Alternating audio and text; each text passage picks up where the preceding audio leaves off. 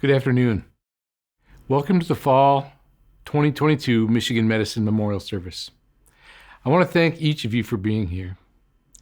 I'm Bruce Paul, one of the chaplains here at Michigan Medicine and the chair of the Adult Memorial Committee.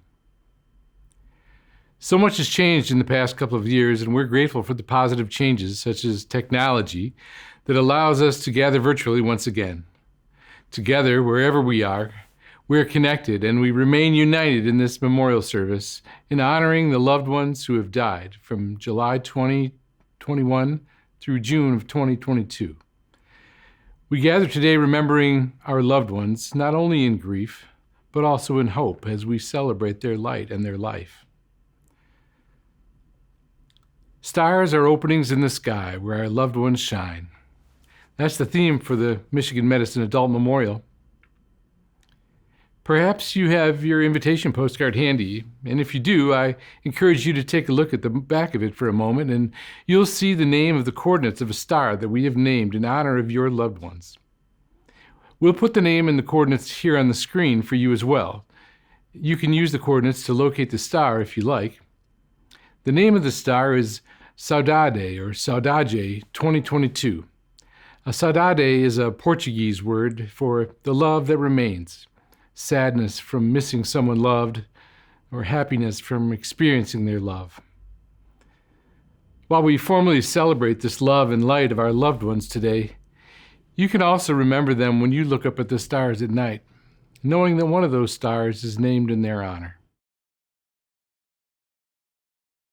I would like to point out that the chat is now live, and we will be posting links to grief processing resources, as well as the star coordinates. There will be a recording available on YouTube so that you'll be able to view it there in the future as well.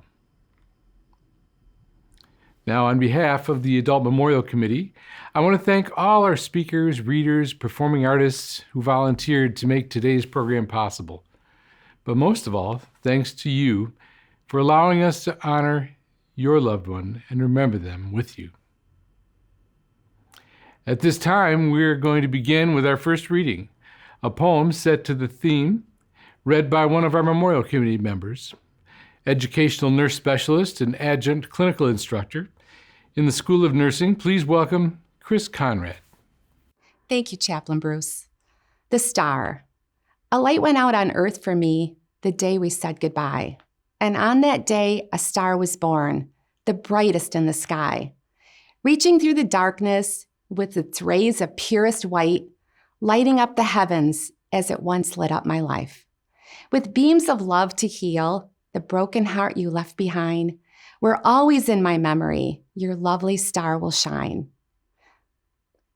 And now Chaplain Bruce will introduce the next speaker. Thank you, Chris. Now, it is my honor to introduce to you Associate Chief Nursing Officer and Adjunct Clinical Instructor in the School of Nursing. Please join me in welcoming Junie Grunewald. Thank you, Chaplain Bruce. My name is Julie Grunewald. I'm the Associate Chief Nursing Officer for Medical, Emergency, and Psychiatric Services in the adult hospitals at the University of Michigan Health. I am so honored to be here today to have this opportunity to share with you my perspective on death, dying, and how we support our patients, our families, loved ones, staff, learners, and faculty on this journey at the University of Michigan, whether it's their personal journey or not. First and foremost, the process of dying is a sacred time for all of us. We each have our own feelings and experiences when death occurs. As an administrator at U of M, I believe my job is to support our patients, our families, and loved ones during this journey because it is so important because of this sacred time. Additionally, the staff need our support by providing time to grieve, decompress, and talk about the experience. There are several areas in our health system where staff experience death a lot, and we really need to take the time to understand the relationships they've built with those patients and give them time to decompress. I recently had an experience with my death when my husband passed away a year and a half ago. Robert and I were together for 38 years, more than half of my life. While I've lost my parents and friends in the past, Robert's death shattered my world. I was so lucky U of M set the stage for a beautiful yet unfortunate experience for both of us. I think of Robert every day, and I've learned to live with my changing world. The people around me wrap me in their love after Robert's death and even before his death. My blessing and gifts that I received after Robert's death and before included a hand print of his beautiful hand and all the memories I have of 38 years. The visits that I had from friends close and far away to see Robert before his passing were so amazing, and I was able to observe and watch and hear their conversations. In particular, I remember our friends who came from Florida, Andrea and Jeff, and his parting words as he walked out the door. He said, "Robert, my friend, see you on the other side." While that makes me sad, I've learned several lessons about death, not only on my own personal journey, but as a nurse of 40 years. Death is a journey, and we have to remember it doesn't stop in 1 month, 6 months, or a year. It's forever for you. But we live with finding the joy we had with the ones we loved, and we have to hold those moments. Everyone does not experience grief the same, so it's essential to be kind, compassionate, and provide grace to yourself. We must live and hold the experience and thoughts that we have, whether they're happy or sad. These times do help you get through the days. Let others in if possible to support you. I thought I could do it on my own, but I surely realized I could not. Grief indeed interferes with concentration and sleep, and you're not going crazy. Remember, this is your journey and your family and loved ones' journey. It is okay not to be okay. How do I cope with the loss of losing Robert? Sometimes I just sit and listen to his voice that I heard for so many years. And when I need advice or just want to talk to him something crazy the animals did, I go to his grave, sit on the ground, and talk with him. I'm really not embarrassed or shy about talking about his death. I think people think that's sort of strange, but that's what helps me. Initially, I read books on death and grief to help me process it. But in the long run, I had to learn how to hold on to every experience, whether they were happy or sad, and had to sit with them while hugging myself. I want to thank you for letting me share my experiences, and I know you'll learn to live with your loss and experience life differently, but you can do it. Again, be kind, compassionate to yourself, and allow your friends and families to be there if that feels right to you. There were so many times after Robert died that I would sit with my friends and we would just sit there quietly and listen to the music he loved. And I promise you will be okay.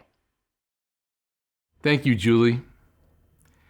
Joining us now with a reading from the tradition of Islam, from the Department of Spiritual Care, please welcome Imam Kamal Ayubi. Thank you, Chaplain Bruce. Thank you all who have made this time possible, and for those who have come to gather for those they love. And this is a poem, a reflection on love by Jalaluddin Rumi, the English version by Nader Khalili. Bismillahir Rahmanir Rahim, in the name of God, the gracious and compassionate. Look at love, how it tangles with the one fallen in love. Look at spirit, how it fuses with earth, giving it new life. Why are you so busy with this or that, good or bad? Pay attention to how things blend. Why talk about all the known and unknown? See how the unknown merges into the known. Why think separately of this life and the next when one is born from the last? Look at your heart and tongue. One feels but deaf and dumb. The other speaks in words and signs. Look at water and fire, earth and wind, enemies and yet friends all at once. The wolf and the lamb, the lion and the deer, far away, yet together. Look at the unity of this spring and winter manifested in the equinox. You too must mingle, my friends, since the earth and sky are mingled just for you and me. Be like sugarcane, sweet yet silent. Don't get mixed up with bitter words. My beloved grows right out of my own heart. How much more union can there be? Thank you. Thank you, Imam Ayubi. I now have the pleasure of introducing our first speaker. This speaker is one of our very own caring and talented nurses from the University Hospital Acute Care Oncology, Unit 8A. Please welcome Kweku Osai. Thank you, Chaplain Bruce. Hello, everyone, and thank you for having me here today. My name is Kweku Osai. I'm a hematology oncology nurse here at Michigan Medicine, and I've had the honor and joy of working here for the past 12 years. Working in oncology, we deal with patients from varying backgrounds and different walks of life. Everyone's story is different, unique, and their own, and I count myself fortunate to be a small part of each of them. Unfortunately, in working in oncology, we deal with a lot of loss on our unit. Though death and dying is never easy, amidst the pain and the heartache, I often feel a sense of hope in witnessing the love shared among family and friends as you are by your loved one's side as they transition to the afterlife. I feel a sense of hope in knowing that your loved ones are and always will be loved and remembered. I feel a sense of hope in knowing that although your loved one is no longer here, the love and the memories that will live forever is what will help you heal from the pain over time. When I speak of what I do and where I work, I often get the question, it must be so difficult to work on that type of unit. How do you deal with it? And early in my career, in all honesty, it was a very difficult question for me to answer, as it was a very difficult unit to work on. However, as time has gone, I found that not all is lost when we lose a loved one. The love and joy that was shared while they were here lives on in our hearts forever. I often see families find strength in knowing the amazing lives their loved ones have lived, the lives they've touched, the contributions they've made, the love they shared. I often find that you, the family and friends of the deceased, find joy and strength in sharing stories, pictures, or videos of your loved ones. Whether talking about their hobbies, their work, their sense of humor, or different childhood stories, I see family members' faces light up with joy as they reminisce on a life well lived and beautiful memories shared. Little do you know, those stories and details provide us, the caregivers, with strength and courage to continue doing what we do with love and compassion. You paint beautiful pictures of your loved ones and the lives they have lived and who they were. You allow us to provide care to your loved ones the way they would like to be cared for by sharing their stories and letting us know who they are. And for this, we thank you. Thank you for allowing us to participate in such an important chapter in your lives. Thank you for sharing humorous stories and sharing your laughter, even when all you want to do is cry. Thank you for trusting us to provide care with love and dignity to your loved ones. Thank you for allowing us the privilege of grieving with you, while at the same time celebrating your loved ones. Thank you for showing us the power of love in the grieving process, whether it's a hug or a handshake, a shoulder to cry on, or a listening ear, or holding a hand in complete silence. My goal is to always provide each and every family with the individualized, compassionate, and dignified care you want and deserve at the end of life. Once again, thank you for having me here today. I'd like to share a poem with you today before I leave. The title of the poem is Do Not Stand at My Grave and Weep, author unknown. Do not stand at my grave and weep. I am not there. I do not sleep. I am in 1,000 winds that blow. I am the softly falling snow. I am the gentle showers of rain. I am the fields of ripening grain. I am in the morning hush. I am in the graceful rush of birds in circling flight. I am the starshine of the night. I am in the flowers that bloom. I am in a quiet room. I am in the birds that sing. I am in each lovely thing. Do not stand at my grave and cry. I am not here. I do not die. Thank you so much, Kweku. Next, we have a poem, as well as a reading from the Christian tradition, please welcome clinical nursing specialist and adjunct clinical instructor in the School of Nursing, Latoya Freeman. Thank you, Chaplain Bruce. Christians often find comfort in the words of Jesus recorded in John 11:25 when he says, I am the resurrection and the light. Whoever believes in me, though he die, yet shall he live. And everyone who lives and believes in me shall never die. And now I will read a poem titled, As I Look Up the Skies Above. As I look up the skies above, the stars stretch endlessly. But somehow all those rays of light seem dimmer now to me. As I watch the morning sun appear, the shadows still don't fade, as if the brightened light of all was somehow swept away. Though I see the branches swaying and watch their dancing leaves, the echoes carried on the wind don't sound the same to me. As I listen to the morning birds sing softly from afar, it seems to be a mournful tune that echoes in my heart. Another day has come again as time moves surely on, but nothing now seems quite the same. To know that they are gone, the days and the weeks and the months ahead will never be the same, because the treasure beyond words can never be replaced. The thousand lost might be measured now, the void cannot be filled. And though someday the grief may fade, their mark will live on still. For even with my heart heavy, I know that I've been blessed to been one whose life was touched with warmth so infinite. Thank you for allowing me in this sacred space. Thank you, Latoya. And now, please join me in welcoming our honored guest speaker. He joins us for this memorial as our family speaker, sharing about his own personal experiences, and he is also one of our own educational nurse coordinators on the Surgical Intensive Care Unit. Please join me in welcoming Ernie Saxton. Thanks for the introduction, Chaplain Bruce. My name's Ernie Saxton. I'm a nurse in the Surgical Intensive Care Unit at the University of Michigan Health. I've been a nurse at U of M for a little over 26 years. I started my career in the Trauma Burn Center as a nursing assistant. My experience with loss was very limited prior to starting my career in nursing. I received a crash course after starting in the Trauma Burn Center. Even though I experienced loss as a healthcare provider, seeing it through the eyes of others, none of it compared to experiencing it firsthand, especially when it was family. My parents were wonderful people, always helping others and doing what they could to make others feel special.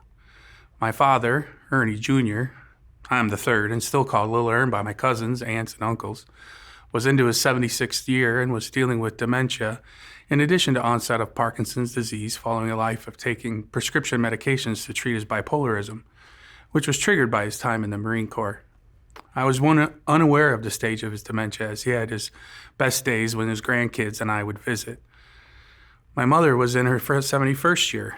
She was a retired nurse after practicing for 40-plus years. She had conquered pancreatic cancer and was in remission for almost 10 years. Mom was just getting back the use of her right arm following a fall in which she had a humerus fracture. After an initial surgery followed by another here at the U, she was just getting back to being functional on her own. That is when she started to develop diffuse abdominal pain. These pains led to 2 separate stays in the hospital for pain control and the likelihood that her cancer had returned. But the studies she had done were not definitive. In addition to these pains, Mom developed severely bad headaches. She was negative for COVID the 2 prior admissions to the hospital. The pain caused her to be admitted a 3rd time to the hospital, and this one she was positive for COVID-19. My parents had many caregivers in and out of the house caring for them during my mother's recovery with her arm. This was around October 2020 when the initial surge was subsiding. Masks were getting to be more of an option at the house at this time versus mandatory. Unsure if Mom had gotten it from a caregiver or vice versa, as she was having headaches for about 2 weeks when others tested positive. And she was in the hospital at this time. Around the same time, my father and sister both became sick with COVID. My sister was taking care of my dad, and I was trying to keep abreast of what was going on with my mom in the hospital. She had suffered a cardiac arrest and was transferred to the ICU. She ended up on a ventilator, required a chest tube, and a long road to recovery. My sister and dad were sick for about a week or two. We couldn't take care of my dad at home, so we had to have him transferred to a nursing home. At that time, nursing homes were not allowing visitors. And, it's not the best recovery location for a bipolar patient with Parkinson's and dementia. Dad was found unresponsive at the home and transferred to a hospital where they said they did all they could do. They wanted to make him a DNR then, but I requested a transfer to U of M to see what else could be done. Dad was moved a couple days later. He had suffered a pretty bad anoxic injury, and that's the lack of oxygen to the brain when he arrested. After a couple of days of treating every possible cause of his lack of responsiveness, my mom made the decision to make him comfort care. Mom was out of the ICU by then and trying to get stronger and was able to help my sister and I to make that decision. The university did a really great thing and moved my dad to be in the room with my mom when we placed him on comfort care so that they could be together when he passed. It was one of the few times that my sister and I could be together with both of them during this long period. My dad passed around 4:30 in the morning with my mom and me by his side. My sister went home as it was just too difficult for her to stay. My mom recovered enough to be transferred home eventually. She really needed a nursing home, but she was set on going home with caregivers and nurses coming in to take care of her. And when she got home, the test results that she was finally able to have done while in the hospital confirmed what I believe her and I both knew from the very beginning, that her cancer had returned. Mom met with her oncologist and decided to pursue hospice. She was still trached and had a feeding tube as she was unable to eat. She was getting stronger, but her lungs were having issues getting oxygen into her blood at times. One night, she had an extremely bad episode where we could not get her oxygen saturation above 82%, and her heart rate was consistently in the 140s. She was a DNAR and did not want to go to the hospital, so we made her comfortable, and with her family at her side, she passed the next evening around 6 o'clock. Now, mind you, this was approximately a month apart from each other. My dad passed towards the end of November. My mom passed just after Christmas in 2020. My sister and I did the best we could while both of our parents were sick. There was so much uncertainty about the best next steps. My sister took care of my dad until she got sick.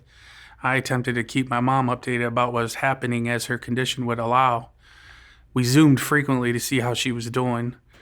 We tried to do the same with Dad, but it wasn't as possible in the nursing home, and he wasn't responsive in the hospital. Through all of this, I just remember how my mom was still in charge of the decisions being made, whether it was what to do for my dad or how her discharge from the hospital was going to happen. That is how she was throughout life. Always had a plan and knew the next steps before anyone even thought about the need for the next steps. I did what I could to try and keep her up on what was happening, but I really think she knew all along.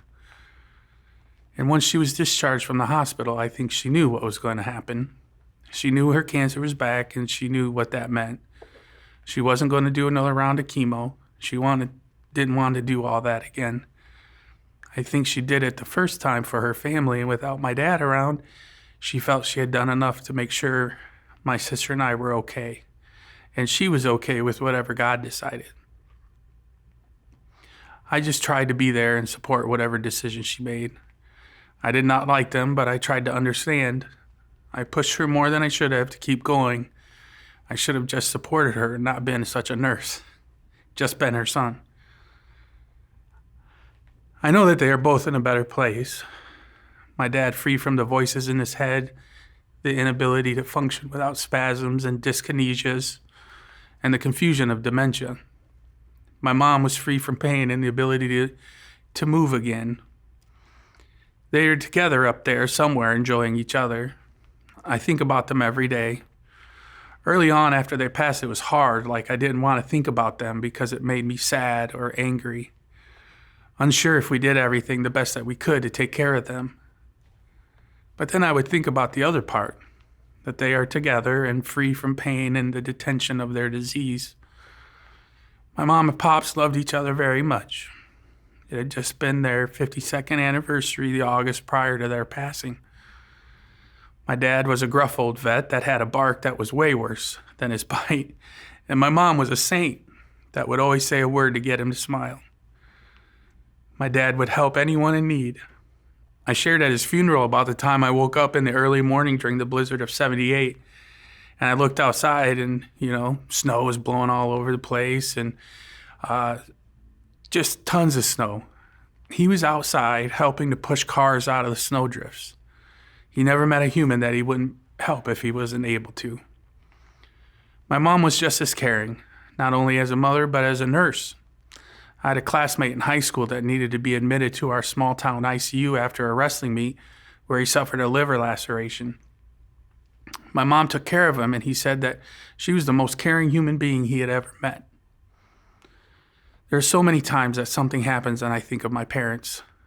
My dad was a huge fan of birds, especially cardinals. I have bird feeders in my backyard, and cardinals frequent them. Sometimes it is just a male or a female, and then there are times when there's both of them. Regardless, I say hello to mom or dad, or both, and they usually show up when I have been thinking about them or wishing they are around to talk. I thank God on those days for a chance to say hello to them again. I'm initially sad when I think about them, but then I think of the good things. My dad's big, boisterous laugh, his quick wit that always had me shaking my head, my mom's ability to know what I needed to hear to get out of the doldrums, or when she would say, "Ernest Larry," after my sarcastic comments. Both of their caring natures that showed through when my sister, myself, or their grandkids needed them. I'm grateful for what they gave to my children. This last summer while camping, my kids shared many memories of my parents that I didn't necessarily remember, but that I had lost in the business of life. They reminded me of them many times, and I can see their care for others and ability to help out in their behaviors. They even mentioned some things I do that reminded them of their grandparents that I didn't even know that I did. I don't put a lot of stock in religion these days, but I do believe spiritually that when we pass, we move on or transition to another form of being. I take solace in this belief that my mom and dad are up there, having a grand old time with each other, free from the burdens that human life provides to all of us every day. And that they continue on when myself, my sister, and my kids remember them and all the good times that they provided us when they were here. Thank you. We're so grateful that you shared those memories. We appreciate you being here and opening up your experience to us, Ernie. Thank you very much. Today's final speaker, whom I have the pleasure of introducing, is not only one of our distinguished physicians, but also Program Director of the Surgical Critical Care Fellowship, Co-Director of the Surgical Intensive Care Unit, and Professor of Surgery at University of Michigan Medical School. Please join me in welcoming Dr. Pauline Park. Thank you, Chaplain Bruce. Good morning. My name is Pauline Park, and I'm a surgeon at Michigan Medicine. It is a privilege to be able to be part of this memorial as we dedicate time to gather and pay respect to the patients we have lost over the past year. In our training as physicians, we take an oath of service and focus on doing our best, striving to be the best for our patients.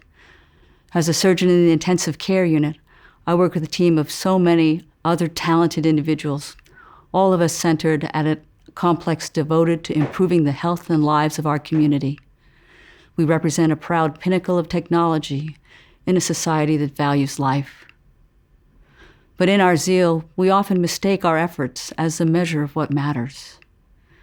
We wonder, can we try harder? Can we do better? How can we do more? But of course, that is not exactly what matters. What truly matters is what the patient who has come for our help wants them for themselves, and their actual desires to get better, to leave the hospital behind and never come back. Our job is to try to heal and return your loved ones to a place where we're not needed. And when we cannot do that, we can only stop to honor them and their loved ones. So today, I want to recognize their lives outside of the box that I work in. For anyone here who has taken time out to bring someone to an appointment, to take care of the kids while they go to a test, to prepare a meal or care for a loved one who can no longer care for themselves at home. Please know that these are the things that bring purpose to what we do. It is a special love and protection to ease the way for another. I join today to value what you as friends and family have given, the simple burdens of caring for another, to salute you for your gift and love and stand beside you. In any memorial, the most striking thing for us as outsiders is the photographs. It is where we have the privilege of catching sight of our patients, not just with monitors, hospital beds, and those blue gowns. We have the joy of seeing them as you choose to remember them. We see spouses, parents, children, families. We see dancing and hugging, boats and cookouts, hunting, tailgating, hiking, all unguarded and happy lives. And we know that we only saw the tiniest part of their lives, just a glimpse of what we hoped to return them to. Thank you for trusting your loved ones to us. We share in your grief and loss and salute the beauty of their lives. May those memories always bring you comfort and strength to yours. Thank you. And now, accompanied by music from our own Bob Huffman and Greg Maxwell, we have come to a special time to honor your loved ones, cherish their memories, and celebrate their light.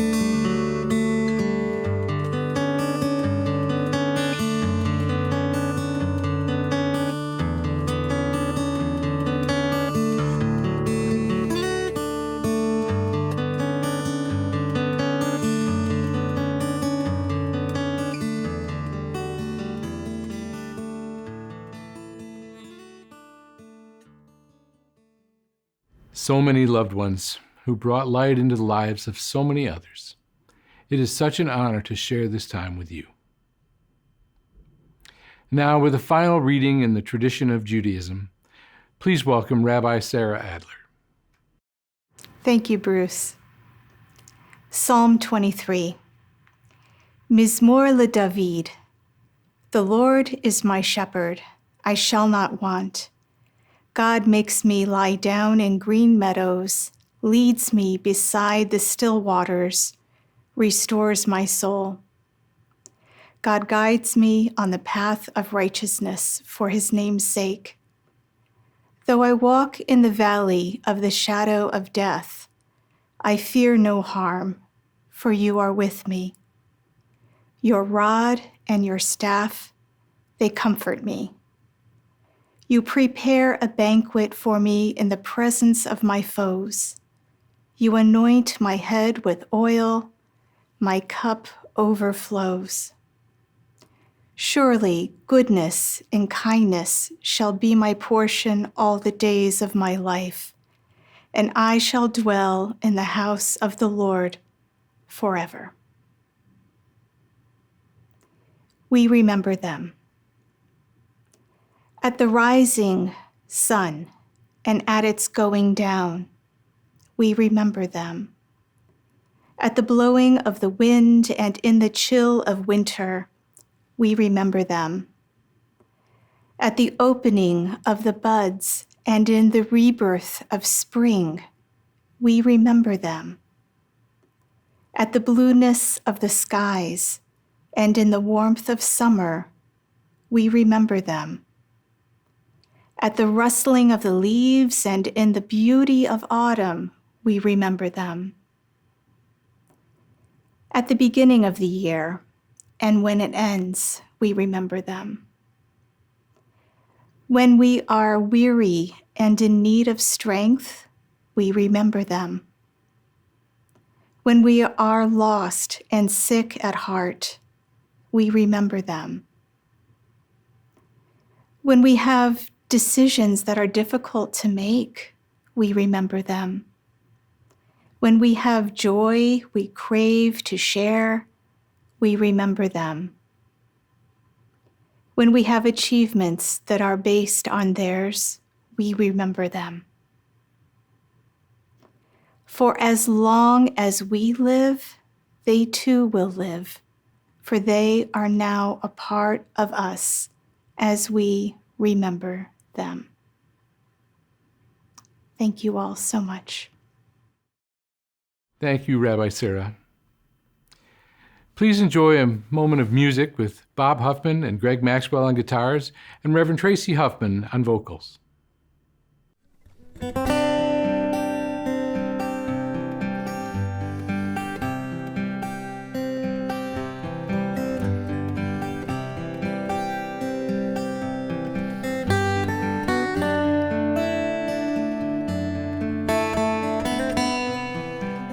All alone, I didn't like the feeling. All alone, I sat and cried. All alone, I had to find some meaning in the center of the pain I felt inside.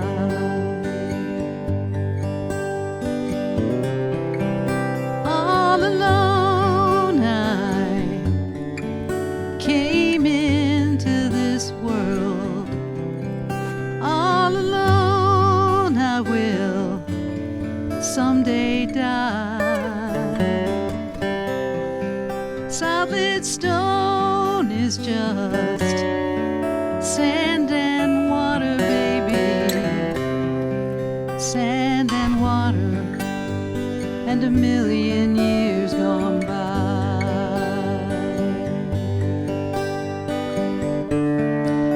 I will see you in the light of 1,000 suns. I will hear you in the sound of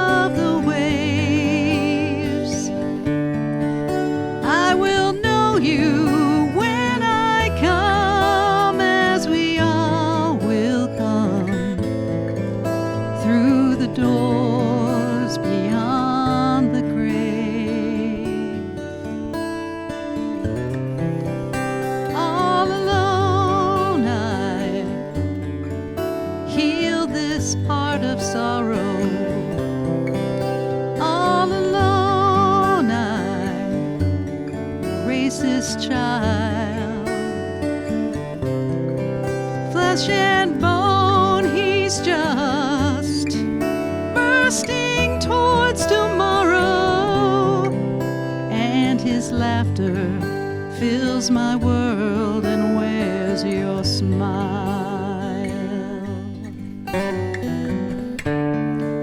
I will see you in the light of 1,000 suns. I will hear you in the sound of the waves.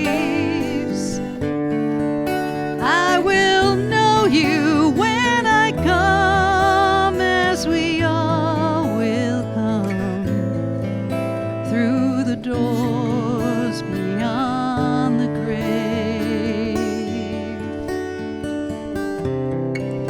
All alone I came into this world.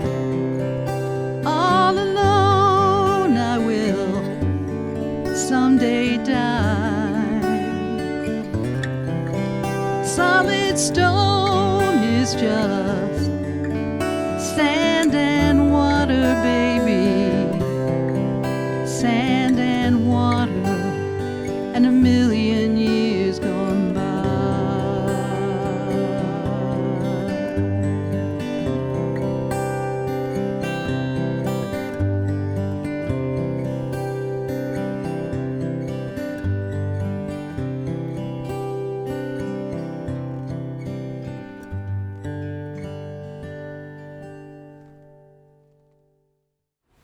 Thank you so much for that, Bob, Greg, and Tracy. And as we come to a close, we have joined together to remember and honor all of those who have died over the past year, with the common connection of Michigan medicine, connected through our humanity, not as clients or patients, but as people, loved and missed. We are thankful for each one of them and the light they left in our lives.